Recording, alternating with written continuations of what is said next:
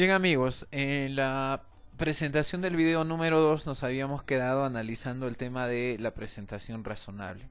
Pero para que se dé esta presentación razonable teníamos que considerar algunos aspectos eh, fundamentales.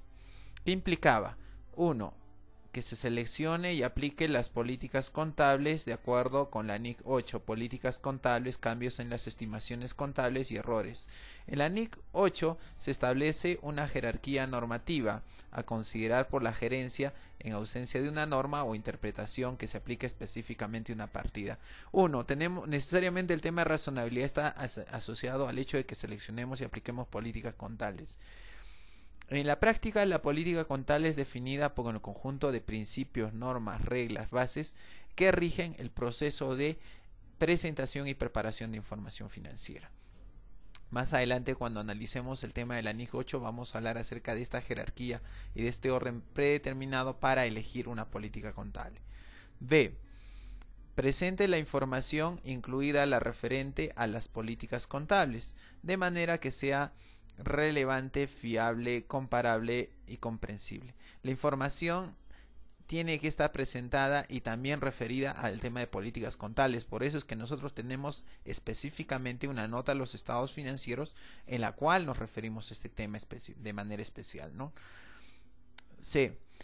Suministre información adicional cuando los requisitos exigidos por la NIF resulten insuficientes para permitir que a los usuarios comprender el impacto de determinadas transacciones, así como de otros eventos o condiciones sobre la situación y desempeños financieros de la entidad.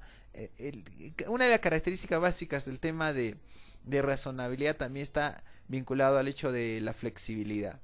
Es decir, si hay algunas condiciones que la NIF no alcanza a manejar o a enmarcar y que necesariamente tenemos que aplicar para que los usuarios de la información tengan un adecuado proceso de toma de decisiones, entonces debemos colocar esa información adicional, ¿no? Entonces aquí hay una flexibilidad importante señalada en la NIC.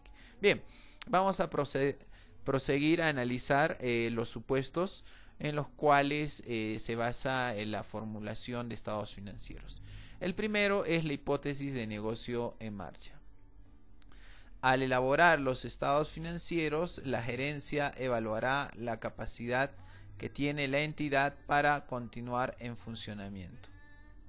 Los estados financieros se elaborarán bajo la hipótesis de negocio en marcha, a menos que la gerencia pretenda liquidar la entidad o cesar en su actividad, o bien no exista otra alternativa más realista que proceder en una de estas formas. Bien, el tema de hipótesis de negocio en marcha o empresa en marcha es básico dentro del proceso de estados financieros y afecta necesariamente el tema del costo histórico. Veamos por qué.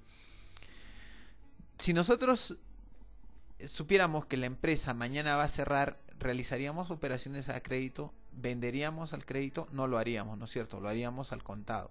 Entonces, fíjense, por ejemplo, el crédito es un claro ejemplo de cómo se trabaja el tema de empresa en marcha.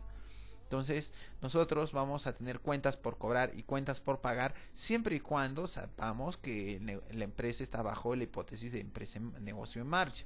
Pero si, por ejemplo, la empresa se va a liquidar mañana, entonces pasaremos a señalar que no se está aplicando esta hipótesis, este principio, y estamos aplicando, por ejemplo, el tema de valor de liquidación o valor de mercado a cada una de las partidas de balance. La gerencia es la encargada de evaluar y de considerar cada uno de las situaciones que puedan devenir en el hecho de que no se aplique el principio de empresa en marcha. Cuando la gerencia, al realizar esta evaluación, sea consciente de la existencia de incertidumbres importantes relativas a eventos o condiciones que puedan aportar dudas significativas sobre la posibilidad de que la entidad siga funcionando normalmente, procederá a revelarlas en los estados financieros. Cabe señalar que la gerencia es la encargada de evaluar si se está cumpliendo el principio o la hipótesis de negocio en marcha. Fundamental. Y si existe dudas significativas acerca de que se sigue el negocio en marcha, entonces sencillamente tiene que revelar dicha situación en los estados financieros. En el caso de que los estados financieros no se elaboren bajo la hipótesis de negocio en marcha, tal hecho será objeto de revelación explícita, junto con las hipótesis alternativas sobre las que han sido elaborados, así como las razones por las que la entidad no puede ser considerada como un negocio en marcha. Bien, ¿en qué casos podemos señalar que no se elabora bajo el hecho de hipótesis de negocio en marcha?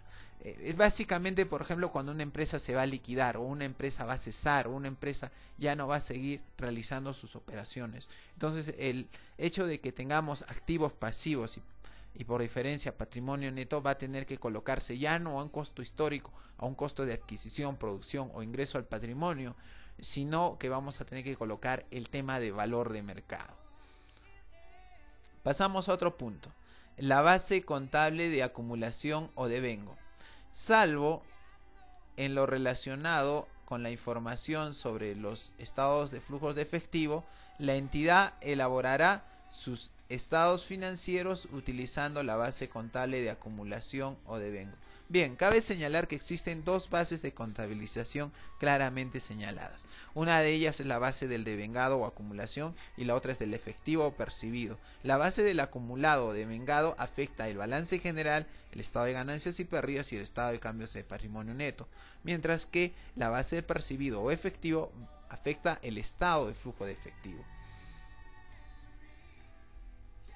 Cuando se emplea la base contable de acumulación o devengo, las partidas se reconocerán como activos, pasivos, patrimonio neto, ingresos y gastos, elementos de los estados financieros, cuando satisfagan las definiciones y criterios de reconocimiento previstos en el marco conceptual. Bien, es decir, nosotros aplicamos el devengado para reconocer activos, pasivos, patrimonio neto, lo que tenemos en balance, ingresos y gastos, pero adicionalmente deben satisfacer el tema de definiciones.